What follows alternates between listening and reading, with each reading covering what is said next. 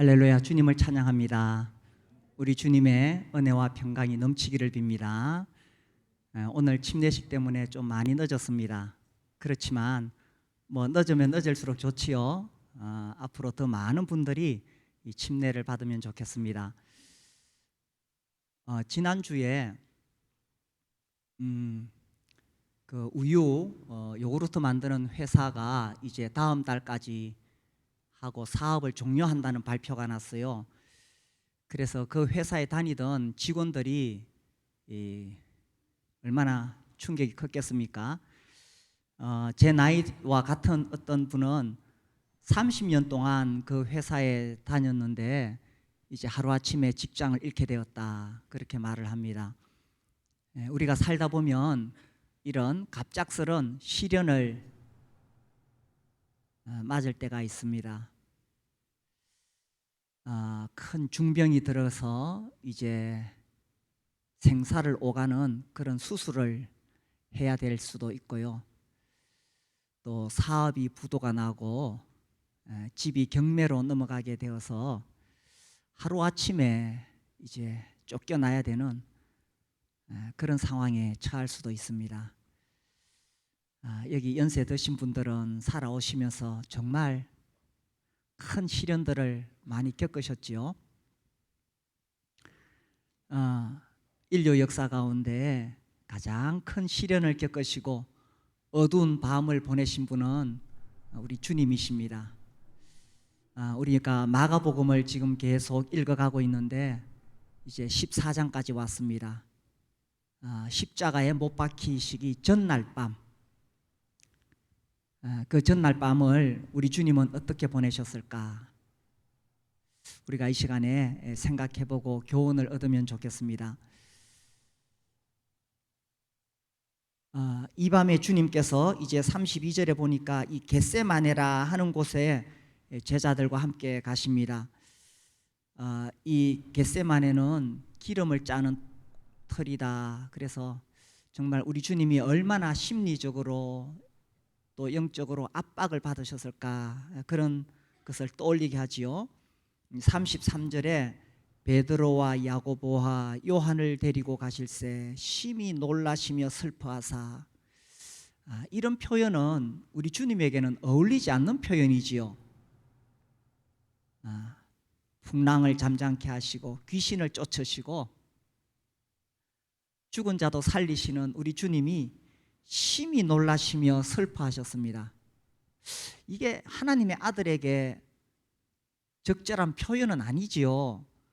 심지어 주님도 고백을 하시기를 34절 말씀하시되 내 마음이 심히 고민하여 죽게 되었으니, 이거는 사람들이, 일반 우리 같은 사람들이 하는 말이잖아요. 심히 고민하여 죽게 되었다. 이런 거는 우리 같은 사람이 하는 말인데 우리 주님이 이런 말씀을 하셨어요. 그러니 얼마나 우리 주님이 이 밤에 고통스러우신가 하는 것을 알 수가 있습니다.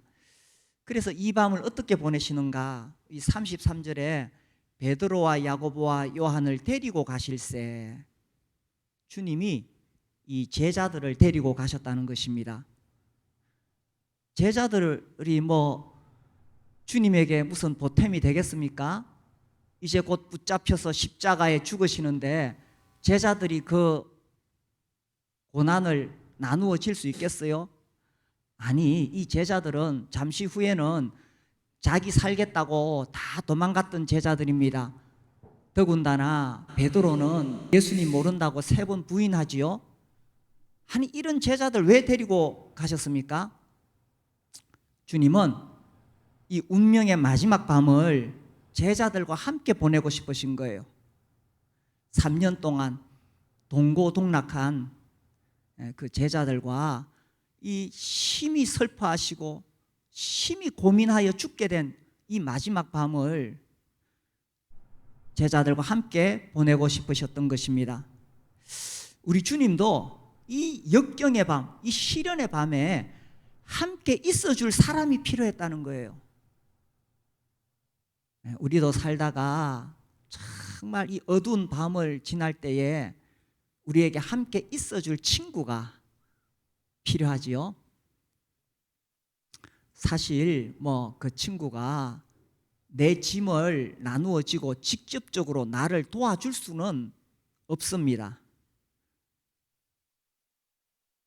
그러나 정말 내가 불안하고 어렵고 힘들 때에 함께 있어 줄 수 있는 친구, 그런 친구가 있으면 나에게 위로가 되고 격려가 되지요. 진짜 큰 시련을 당하면요, 뭐 저도 이렇게 돌아보니까 진짜 어려울 때는 이성적인 판단을 못 하겠더라고요.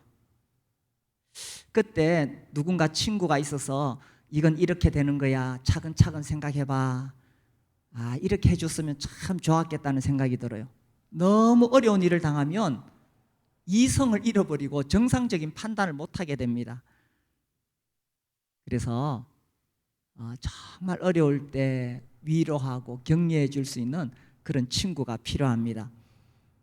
욥의 친구들 생각하지요. 욥이 재난을 당해서 그야말로 하루아침에 재산 잃어버리고 자녀들도 잃어버리고 건강도 잃고 모든 것을 다 잃어버렸을 때 친구들이 찾아왔습니다.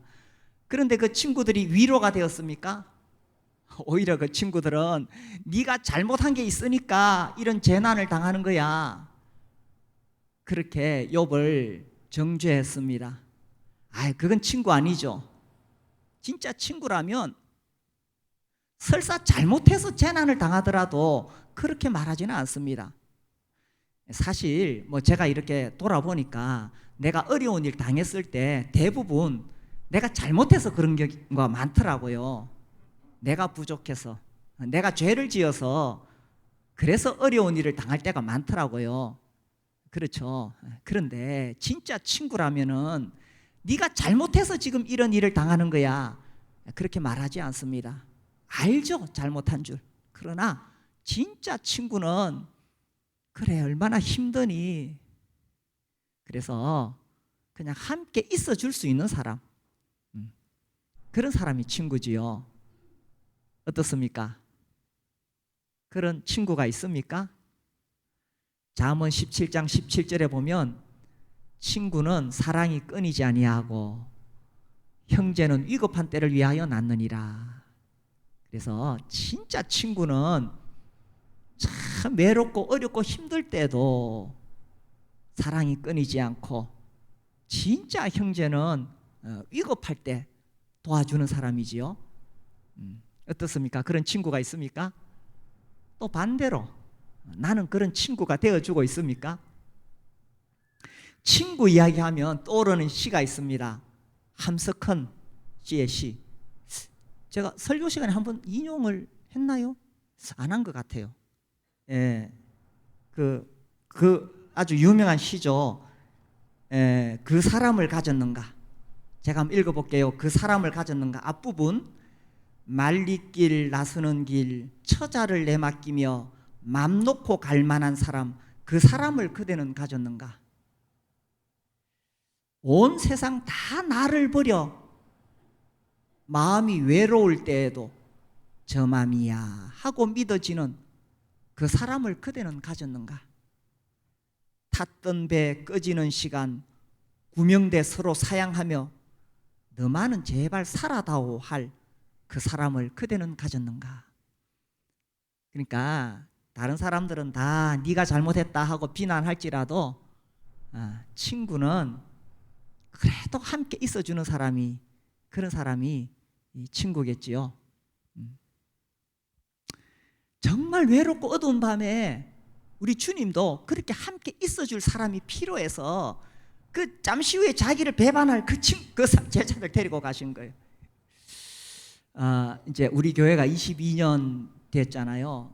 제가 처음에 목회를 시작하면서 어쨌든 하나님 말씀을 전해야 된다, 설교를 잘하고 성경 공부 계속하고 그렇게 해왔습니다. 물론 지금도 이것이 매우 중요하다고 생각합니다. 그런데 신앙생활이라는 것은 단순히 개인의 영성에 머무는 것이 아니더라고요. 내가 주님 사랑하고 교회 와서 예배 드리고 하나님 말씀 잘 듣고 뭐 내 개인적으로 큐티하고 그 굉장히 중요하지만 신앙생활은 개인의 영성에 그치는 게 아니더라고요. 제가 이 목회를 하면서 점점 깨닫게 되는 것은 공동체 영성을 세워야 되는 거구나. 이것을 뼈저리게 느낍니다. 그래서 우리가 12년 전부터 목장을 시작했지요.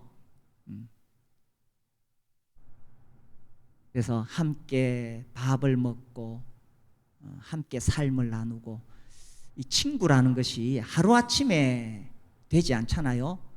세월이 필요합니다. 오랜 시간 함께 밥 먹고 서로 친분을 쌓고 그러면서 서로 간에 신뢰가 생기고, 그렇게 되었을 때 정말 어렵고 힘든 자리에 함께 있어주게 되겠지요.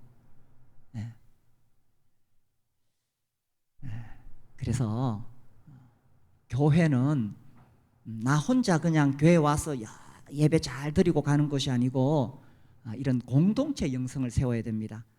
그래서 우리 교회가 또 우리 목장이 정말 친구가 되어주는 그런 목장, 그런 교회가 된다면은 이게 주님이 바라시는 교회겠지요. 우리 주님도 정말 외롭고 힘들 때에 함께 있어줄 사람이 필요했는데, 그죠? 그래서 우리가 그런 교회, 그런 목장이 되면은 좋겠습니다. 주님이 그렇게 이제 제자들을 데리고 가셔서 그 다음에 어떻게 하셨어요? 하나님 앞에 나아가서 땅에 엎드려 기도하지요. 35절에 조금 나아가사 땅에 엎드려 될 수 있는 대로 이때가 자기에게서 지나가기를 구하여. 땅에 엎드려. 아무리 제자들과 함께 하지만 제자들이 진정한 위로가 되지는 않습니다. 결국 우리가 정말 이 역경의 밤을 지날 때에 큰 시련을 앞두고 있을 때 결국 하나님 앞에 엎드려야 되죠. 시련이 오는 것은 내가 정말 진실된 마음으로 하나님 앞에 엎드릴 수 있는 기회가 됩니다. 신앙생활 쭉 해오시면서 그런 경우가 참 많았지요. 정말 큰 시련을 당하면 하나님 앞에 완전히 낮아지고 그렇게 엎드리게 됩니다. 그런데 그 뒤에 읽어보니까 주님의 기도가를 보세요. 이 35절 뒤에 보니까 이때가 자기에게서 지나가기를 구하여, 또 36절 이르시되 아빠 아버지여 아버지께는 모든 것이 가능하오니 이 잔을 내게서 옮기시옵소서. 아니 어떻게 이런 기도를 하시지? 이 기도가 응답이 되겠습니까? 안 되겠습니까? 이때가 지나가기를, 이 잔을 내게서 옮기시옵소서. 이 기도가 응답이 되겠어요? 안 되겠어요? 이게 참 아이러니하죠. 아니 주님이 이 땅에 오신 목적, 주님이 가장 잘 아시죠. 결국은 십자가에 못 박혀 죽기 위해서 오셨잖아요. 우리 죄를 대신 갚으시려고. 그런데 이런 기도를 하는 게 무슨 의미가 있어요?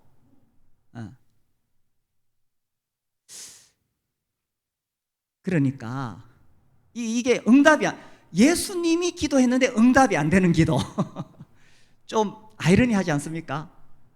그러니까 예수님이 기도하셨으면 다 이루어져야 되고, 어차피 이루어지지 않을 기도라면 예수님이 할 필요가 없잖아요. 그런데 주님이 뭐라고 기도하셨어요? 될 수 있는 대로 이때가 지나가기를, 그러니까 이 잔을 옮기시옵소서. 물론 아버지께는 모든 것이 가능하니까. 이렇게 될 수가 없잖아요. 예수님 오신 목적이 우리 죄인들을 대신해서 죽으시기 위해서 오셨는데 왜 이런 기도를 하셨느냐 하는 것입니다. 이게 기도라는 거예요. 이게 기도입니다. 기도는 뭐 하나님 앞에서 나를 꾸미고 뭐 좀 아름답게 막 포장하고 이런 거 아닙니다. 뭐 말도 아주 막 화려하게 그렇게 하고, 이게 기도가 아닙니다. 기도는 정말 내 마음에 있는 걸 그대로 하나님 앞에 쏟아 놓는 것이 기도예요. 이 잔을 내게서 옮기시옵소서. 이게 주님의 진심이었어요. 왜 이렇게 기도했을까요? 주님이 십자가를 앞두고 보니까 너무 고통스럽거든. 그러니까 주님도 너무 힘들다 이거예요. 십자가 지는 것이.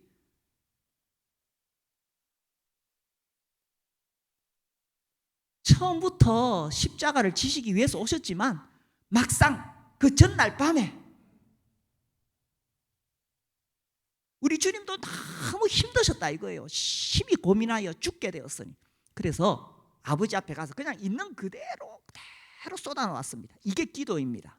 그래서 우리가 정말 어렵고 힘들 때에 하나님 앞에 가서 그냥 내 속에 있는 거 그대로 쏟아 놓는 거, 이게 기도입니다. 뭐 그때 뭐 이렇게 막 복잡하게 생각할 거 없어요.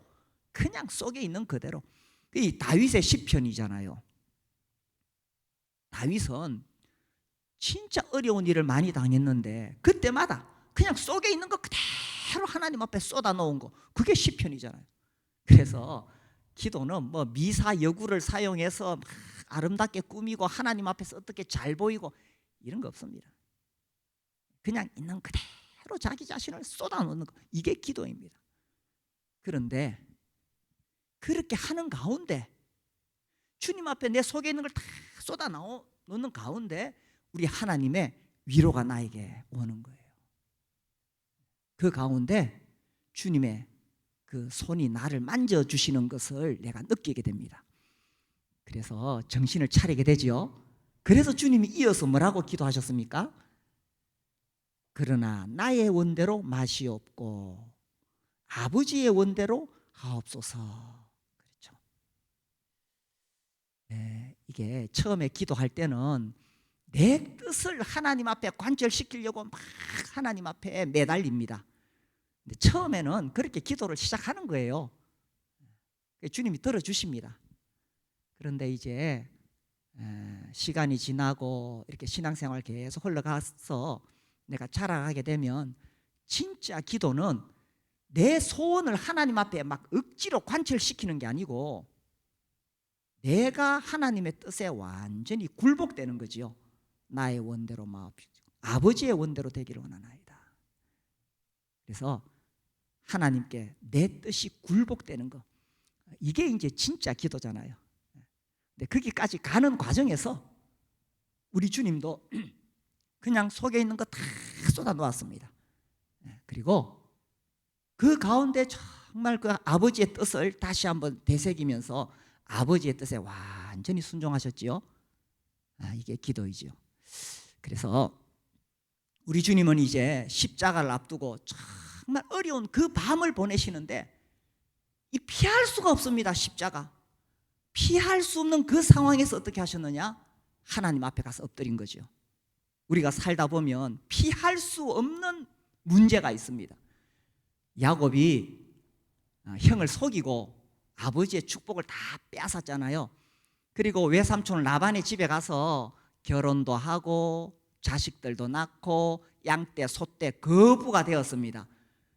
그리고 이제 고향으로 돌아오는데 형을 피할 수가 없습니다. 에서를 만나야 됩니다. 피할 수 없는 상황에 딱 왔어요. 그때 창세기 32장 24절에 보면 야곱이 홀로 남아서 뭐 합니까? 야곱이 홀로 남아서, 그죠? 어떤 사람과 날이 새도록 야곱이 씨름을 하는데 이게 기도잖아요. 기도. 그래서 정말 내 인생에 피할 수 없는 문제가 내 앞에 가로막고 있을 때에 그때 우리가 하나님 앞에 나아가서 기도하는 거죠. 우리 주님도 그렇게 하셔야 했다는 것입니다. 십자가를 앞두시고 너무 어려운 그 역경의 밤, 그 시련의 밤을 어떻게 주님이 보내실 수 있었느냐? 땅에 엎드려 그냥 있는 그대로 다 쏟아놓고 그렇게 기도를 하셨던 거죠.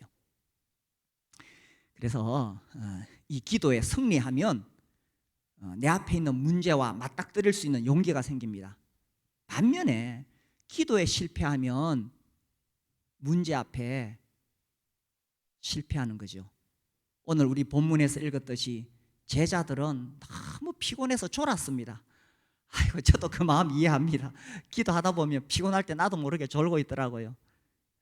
그런데 그렇게 졸다 보니 잠시 후에 주님을 배반하고 다 도망가지요. 기도에 실패하면 인생에 실패합니다. 기도에 성공하면 인생에 성공하지요. 기도에 성공하면 시련에 승리할 수 있고, 기도에 실패하면 시련에도 실패할 수밖에 없는 거죠. 그래서 뭐 기도하라 기도하라 이게 하도 들어서 식상한 것처럼 들릴 수도 있지만, 결국은 우리가 아버지 앞에 가서 기도할 때에 시련을 이길 수 있는 힘이 나온다는 거지요. 자, 이렇게 기도하신 다음에 우리 주님이 어떻게 하셨느냐? 41절 42절 보면 이제는 자고 쉬라, 그만되었다, 때가 왔도다, 이렇게 말씀하시고, 42절 우리 같이 한번 읽어볼까요? 42절 일어나라, 시작. 일어나라, 함께 가자. 보라, 나를 파는 자가 가까이 왔느니라. 일어나라, 함께 가자. 주님이 이제 마음을 딱 정하셨습니다. 일어나라. 저는 이 표현을 읽을 때 마치 사자가 탁 이렇게 웅크리고 있다가 이렇게 앞발을 딱 짚고 일어서는 그런 모습이 연상이 됩니다. 이제 내가 피하지 않고 맞닥뜨리겠다. 기도 가운데 용기를 얻고 나아가는 거지요. 그래서 일어나라, 함께 가자. 이제 주님이 기도하시는 중에 아버지의 원, 그것을 그대로 받아들이셨습니다. 주님이 십자가에 못 박혀야만 죄인들이 구원을 받을 수 있기 때문에 이제 주님이 그것을 받아들인 거죠. 그래서 이 시련의 밤에 우리가 뭘 볼 수 있어야 되냐면, 그 시련 너머에 있는 하나님의 뜻, 큰 그림을 볼 수 있어야 된다는 것이죠. 주님은 기도하시는 중에, 그래, 내가 십자가에 못 박혀야 아버지의 원, 인류 구원이라는 하나님의 뜻이 이루어진다.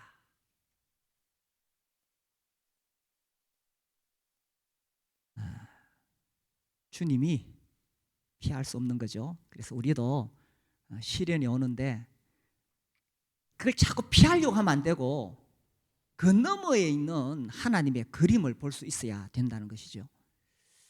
뭐 문제가 있는데 도망간다고 해결됩니까? 문제가 있을 때마다 자꾸 도망가는 사람은 평생 도망다닙니다. 여기서 문제 생기면 이리로 도망가고, 여기서 문제 생기면 이리로 도망가고, 평생 떠돌아 사는 거예요. 문제를 도망간다고 해결되는 거 아니죠. 제가 초등학교 때 학교에서 저는 예방 주사를 맞았습니다. 옛날에 그랬나요?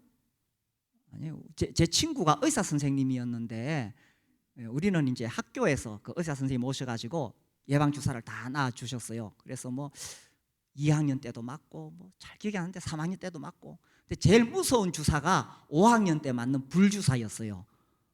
불주사 맞으셨나요? 그러니까 이제 어려서부터 계속 들었어요. 5학년이 되면 불주사를 맞는다. 이게 어린 우리에게 엄청난 공포심을 불러줬습니다. 드디어 5학년이 되어서 불주사를 맞는데 줄을 쭉 서 있잖아요. 지금도 기억이 납니다. 우리 학교 건물 뒤편에 이렇게 등나무가 있고, 거기서 이제 줄 서서 이렇게 주사를 맞는데, 이제 주사 다 맞았는데 선생님이 이렇게 체크하는데 한 놈이 도망갔어. 그래서 우리가 그 친구 잡으러 막 다니고 그랬어요. 붙잡혀 와서 결국 불주사 맞았어요. 도망간다고 해결되는 거 아니죠. 내가 피할 수 없는 문제가 있습니다. 우리 주님이 십자가 앞에서 피하셨다면 어떻게 될 뻔했어요? 야곱도 에서를 피할 수가 없습니다. 우리가 인생 살아가면서 피할 수 없는 문제를 만나게 됩니다. 그때 기도하면서 큰 그림을 볼 수 있어야 된다는 거예요. 그 그림이 뭐냐? 그 너머에 하나님께서 이루실, 내가 알 수 없는 하나님의 큰 그림이 있다는 것을 내가 믿는 거지요. 그래서 우리가 잘 아는 말씀, 로마서 8장 28절 한번 볼까요? 우리가 알거니와, 로마서 8장 28절, 우리가 알거니와 하나님을 사랑하는 자. 우리 같이 한번 읽어볼까요? 시작. 우리가 알거니와 하나님을 사랑하는 자 곧 그의 뜻대로 부르심을 입은 자들에게는 모든 것이 합력하여 선을 이루느니라. 선을 이루느니라. 그렇죠. 선. 저 선이 뭐냐? 이게 바로 아버지의 원, 하나님의 뜻, 큰 그림입니다. 모든 것이 합력하여 우리에게 일어나는 좋은 일이든지 나쁜 일이든지, 나에게는 이것이 참 고통스러운 일인데 그것이 다 모여가지고 선, 여기서 말하는 선은 착하다는 뜻이 아니에요. 하나님의 뜻이 이루어진다는 것입니다. 자, 나에게 이 시련이 왔어. 이거 피할 수 없어. 어쩔 수 없이 이것을 받아들여야 돼. 이건 숙명론입니다.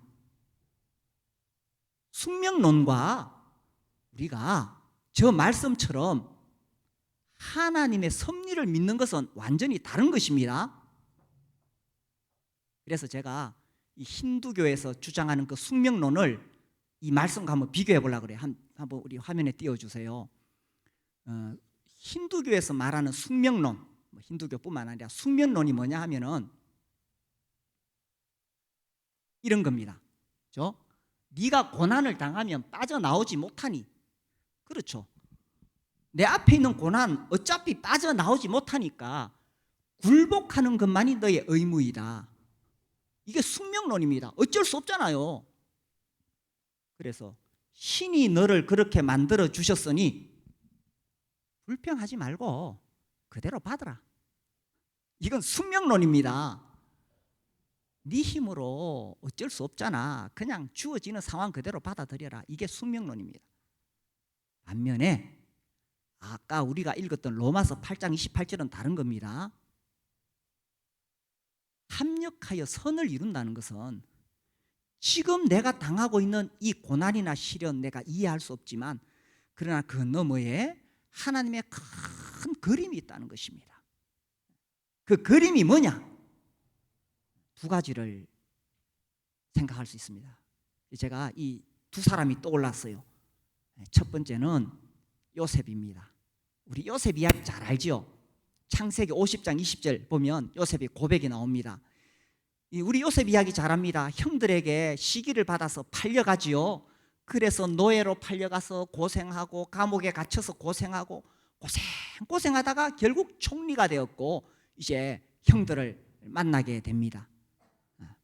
그래서 인간적으로 보면 자기를 노예로 팔아먹었던 형들을 향해서 복수할 수 있지만 요셉은 그 너머에 있는 큰 그림을 보았던 거예요. 그 그림이 뭐냐? 우리 같이 읽어봅시다. 시작. 당신들은 나를 해하려 하였으나 하나님은 그것을 선으로 바꾸사 오늘과 같이 많은 백성의 생명을 구원하게 하시라. 요셉은 자기가 젊은 날에 겪었던 그 큰 시련 너머에 있는 큰 그림을 보았던 거예요. 에이, 말이 쉽지, 그죠? 그리고 요셉은 그러면은 그가 노예로 팔려갔을 때에 감옥에 갇혔을 때에 저 하나님의 뜻을 알았을까요? 우리는 결론을 아니까 쉽게 생각하지 본인은 몰랐던 거예요. 그러나 요셉은 그 주어진 상황에서 노예가 되었던 감옥에 갇혔던 그 주어진 상황에서 하나님을 의지하면서 한 걸음 한 걸음 하나님 의지하면서 뚜벅뚜벅 걸어갔던 거죠. 그리고 나중에 총리가 되어서 뒤돌아보니까 하나님의 이렇게 큰 그림이 있었구나. 그래서 형들을 용서해주고 맞이해주지요. 우리가 당장 시련을 당할 때는 사실 알 수가 없습니다. 그때에 숙명론처럼 이걸 받아들이는 게 아니라 하나님을 믿는 겁니다. 그래, 지금은 알 수 없어. 지금은 알 수 없어. 그렇지만 내가 하나님의 섭리를 믿어. 그래서 한 걸음 한 걸음 가는 겁니다. 도망가지 말라는 거예요. 요셉이 그 노예로 팔려갔다가 탈출했으면은 총리 되었겠어요? 도망가지 말라는 겁니다. 내가 막닥뜨려야 될 시련 앞에서 도망가지 말고 하나님을 믿으라는 거예요. 우리가 알거니와 하나님을 사랑하는 자, 곧 그 뜻대로 부르심을 입은 자들이잖아요. 우리는 그냥 힌두교인들하고 달라요.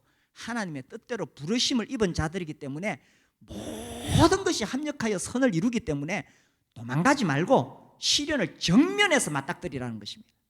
일어나라, 함께 가자. 주님이 그 시련을 그대로 받으셨기 때문에 주님은 고통스러웠지만 그 결과 우리 죄인들이 죄 사함 받고 구원받을 수 있게 되었잖아요. 첫 번째는 요셉이고요, 두 번째는 욥이 기억났습니다. 욥 진짜 시련을 많이 겪었지요. 하루아침에 다 날아가 버렸습니다. 그런데 그가 23장에서 이런 고백을 하지요. 욥기 23장 10절에 보면 우리가 잘 아는 고백입니다. 그죠? 이렇게 고백합니다. 우리 같이 한번 읽어볼까요? 시작. 그러나 내가 가는 길을 그가 아시나니 그가 나를 단련하신 후에는 내가 순금같이 나으리라. 내가 가는 길을 나는 모릅니다. 주님, 아니 다른 사람들은 이래 잘 사는데 왜 하필 나는 이런 시련을 겪습니까? 저도 살아오면서 좀 시련을 겪어봤거든요. 주님이 심히 고민하여 죽게 되었다. 뭐 주님만큼은 아니지만 제가 그 말이 이해가 됩니다. 아니 주님, 다른 사람들은 잘 사는데 왜 나는 이런 일을 겪습니까? 나는 몰라요. 그러나 하나님이 아십니다. 그리고요, 그렇게 해서 어떻게 되느냐, 내가 단련이 되고 부서지고 깨어져서 순금같이 정금같이 나온다는 거예요. 뭐 내가 당한 시련을 통해서 요셉처럼 무슨 대단한 일이 안 일어날 수 있어요. 바라기는 뭐 내가 시련을 당해서 나 때문에 이 목자가 시련을 당해서 그 때문에 목장 식구들이 막 변화되고 막 영혼 구원이 일어나고 이러면 제일 좋지요. 근데 그런 일이 없을 수도 있어요. 그러나 더 중요한 일은 계속 일어나고 있습니다. 그게 뭐냐? 내가 변하는 겁니다. 내가 부서지고 깨져서 순금같이 되어 나오는 거지요. 우리가 변화되는 거, 물론 우리가 성경을 읽고 기도하고 이거 가장 기본이죠. 근데 제 경험으로는 그것도 중요한데 진짜 시련을 당하면은 팍 부서집니다. 그때 성화가 일어나요. 뭐 로마서 6장 7장 외우고 뭐 그게 다 필요하지만 진짜 시련을 당해서 심히 고민하여 죽게 되었으니 그때 내가 완전히 내 자아가 내려지게 되고 내가 십자가에 못 박혔구나, 이제 진짜 깨닫게 되고 그때 오직 주님만 바라보게 되고 오직 주님만 붙잡게 되더라고요. 그래서 내 잘난 체하고 목이 뻣뻣하다가 주님이 그런 시련을 통해서 나를 낮추시고 나를 순금같이 정금같이 만드시려고, 그게 큰 그림인 것입니다. 그게 큰 그림이라는 거예요. 오늘 이제 마치고 제가 부를 찬송으로 이 하나님은 실수하지 않으신다, 이 찬송을 부르려고 하는데, 여기 이런 가사가 나옵니다. 하나님은 실수하지 않으시네. 우리가 어두운 밤을 지나갈 때에 어둠이 깊어서 날이 다시는 밝지 않을 것 같이 보일 때가 있습니다. 이 어둠이 너무 깊어서 다시는 날이 밝아올 것 같지 않아요. 내가 가는 이 터널이 너무 길어서 끝이 안 보여요. 끝없이 어두운 터널을 가야 될 것 같아 보일 때가 있어요. 그렇게 밝지 않을 것 같아 보여도 내 신앙 부여잡고 주님께 모든 것 맡기리니 하나님을 내가 믿음일세. 이게 하나님의 큰 그림을 보는 겁니다. 하나님을 내가 믿음일세. 내가 알 수 없지요? 내가 왜 이런 시련을 겪는지, 내가 왜 이 긴 어둠의 터널을 가야 되는지 나는 알 수 없지만 하나님을 믿음일세. 이게 힌두교의 숙명론하고 완전히 다른 거예요. 그냥 시련을 버티라는 거 아닙니다. 이 과정을 통해서 하나님은 큰 그림을 그리고 계십니다. 요셉처럼 쓰임 받을 수도 있고, 더 중요한 것은 내가 순금같이 나오는 거지요. 모든 것이 합력하여 선을 이루느니라. 그래서 이런 믿음이 있으면 우리가 시련을 맞닥뜨릴 수 있는 용기가 납니다. 운명이여 오라. 저는 이 찬송 부를 때는 운명이여 오라 나 두려워 아니하리 만사를 주님께 내어 맡기리. 운명이여 오라. 그렇죠. 일어나라. 함께 가자. 주님이 벌떡 일어서시는 것처럼 운명이여 오라. 그것이 어떤 시련이든지 어떤 고난이든지 어떤 문제이든지 오라. 왜? 그 너머에 더 큰 그림이 우리 주님의 손을 통해서 그려질 테니까. 그래서 우리 형제자매님들 시련이 올 때에 함께 할 수 있는 친구들이 필요합니다. 우리 목장과 교회가 그런 친구들이 되었으면 좋겠습니다. 그리고 땅에 엎드리는 거예요. 그죠? 주님 앞에 다 쏟아놓는 것이고, 그리고 지금은 알 수 없지만 시련 너머의 큰 그림을 보고 그 시련 앞에 굴복하지 말고 용기를 가지고 맞닥뜨리고 하나님의 놀라운 뜻을 향해서 나아갈 수 있게 되기를 바랍니다. 기도하겠습니다.